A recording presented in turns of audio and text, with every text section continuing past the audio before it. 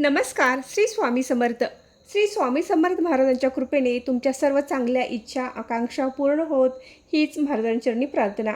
येत्या 2 मार्चला आली आहे होळी म्हणजेच हुताशनी पौर्णिमा. या हुताशनी पौर्णिमेच्या काळातच चंद्रग्रहण देखील आहे, त्यामुळे खूपच संभ्रम निर्माण झाला आहे. होळी नक्की कधी साजरी करावी? होळी 2 मार्चला साजरी करावी की 3 मार्चला साजरी करावी? 3 मार्चला चंद्रग्रहण आहे. हे चंद्रग्रहण भारतात दिसणार आहे का? या ग्रहणाविषयी असणारे जे काही नियम आहेत ते गर्भवती स्त्रिया, वृद्ध व्यक्ती, लहान मुले यांनी पाळावीत का? असे अनेक प्रश्न बऱ्याच जणांना पडले आहेत. तर या सर्व प्रश्नांची उत्तरे आपण आजच्या व्हिडिओमध्ये घेणार आहोत, तर व्हिडिओ शेवटपर्यंत नक्की बघा. नमस्कार मैत्रिणींनो, मी सारिका भक्ती विश्वमध्ये तुमचे मनापासून स्वागत करते. यावर्षी फाल्गुन पौर्णिमा म्हणजेच हुताशनी पौर्णिमा ही सोमवार दिनांक 2 मार्च रोजी आली आहे. पौर्णिमा तिथीचा प्रारंभ हा सोमवारी सायंकाळी 5:55 सुरू होत आहे आणि पौर्णिमेची समाप्ती ही 3 मार्चला मंगळवारी सायंकाळी 5:07 होणार आहे. आता सर्वात मोठा प्रश्न असा आहे की होलिका दहन कधी करावे? सोमवार दिनांक 2 मार्चला सायंकाळी होलिका दहन करायचे आहे. आता बरेच जण असे म्हणतील की 2 मार्चला सायंकाळी पौर्णिमा तिथी सुरू होणार आहे आणि या दिवशी सूर्योदयाच्या वेळी पौर्णिमा तिथी नाही. उदय तिथीनुसार आपण होळी 3 मार्चला साजरी केली पाहिजे, पण 3 मार्चला ग्रस्तोदित चंद्रग्रहण आहे.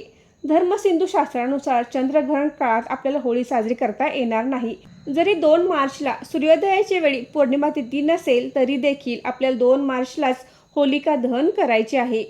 चंद्रग्रहणाचा आणि होलिका दहनाचा कोणताही संबंध नाही, त्यामुळे 2 मार्चला सायंकाळच्या वेळी आपण होलिका दहन करू शकता. मंगळवार दिनांक 3 मार्चला ग्रस्तोदित चंद्रग्रहण आहे. तर हे चंद्रग्रहण भारतातून दिसणार आहे, त्यामुळे ग्रहणाविषयी जे काही नियम आहेत ते आपण पाळायचे आहेत.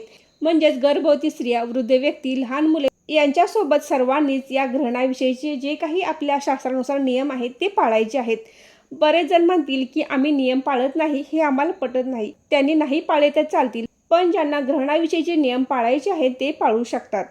मंगळवार दिनांक 3 मार्चला ग्रस्तोदित चंद्रग्रहणाचा कालावधी हा ग्रहणाचा स्पर्श दुपारी 3:20, सम्मिलन सायंकाळी 4:34, मध्य सायंकाळी 5:04, उन्मिलन सायंकाळी 5:33 आणि मोक्ष या ग्रहणाचा मोक्ष हा सायंकाळी 6:48 असणार आहे. या ग्रहणात ग्रस्त असलेले चंद्रबिंब उदयास आलेले दिसेल, म्हणजेच ते ग्रस्तोदित दिसणार आहे. भारतात कोठेही या ग्रहणाचा स्पर्श आणि मध्य दिसणार नाही. या ग्रहणाचा पुण्यकाल हा चंद्रोदयापासून ग्रहण मोक्षापर्यंत अल्पकाळ पुण्यकाल आहे. या चंद्रग्रहणाचे वेध कधीपासून पाळावेत? तर हे ग्रहण ग्रस्तोदित असल्याने दिनांक 3 मार्चच्या सूर्योदयापासून मोक्षापर्यंत म्हणजे सायंकाळी 6:48 ग्रहणाचे वेध पाळायचे आहेत.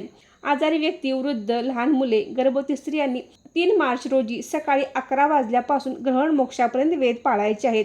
वेध काळामध्ये स्नान, देवपूजा, नित्यकर्मे, जप, जाप, श्राद्ध ही कर्मे करू शकता. गर्भवती स्त्रियांनी ग्रहण काळामध्ये जे काही नियम आहेत ते आपण पाळायचे आहेत. हे ग्रस्तोदित चंद्रग्रहण कोणत्या राशीला कोणते फळ देणार आहे? तर मिथुन, तूळ, वृश्चिक, मीन यांना शुभ फल देणारे आहे. मेष, कर्क, धनु, कुंभ यांना मिश्र फल देणारे आहे. त्याचबरोबर वृषभ, सिंह, कन्या आणि मकर या राशींना अनिष्ट फल देणारे आहे. ज्या राशींना हे ग्रहण अनिष्ट फल देणारे आहे त्याचबरोबर गर्भवती स्त्रियांनी हे ग्रहण पाहू नये. तर सर्वांनाच लक्षात आले असेल की होलिका दहन कधी करायचे आहे. ग्रहणाविषयी किंवा होळीविषयी काही शंका असेल तर कमेंट करून नक्की विचारा. तुम्हाला जर माझा व्हिडिओ आवडला असेल तर नक्की लाईक करा, शेअर करा आणि सारिका भक्ती विश्व या यूट्यूब चॅनलला सबस्क्राईब करा. धन्यवाद.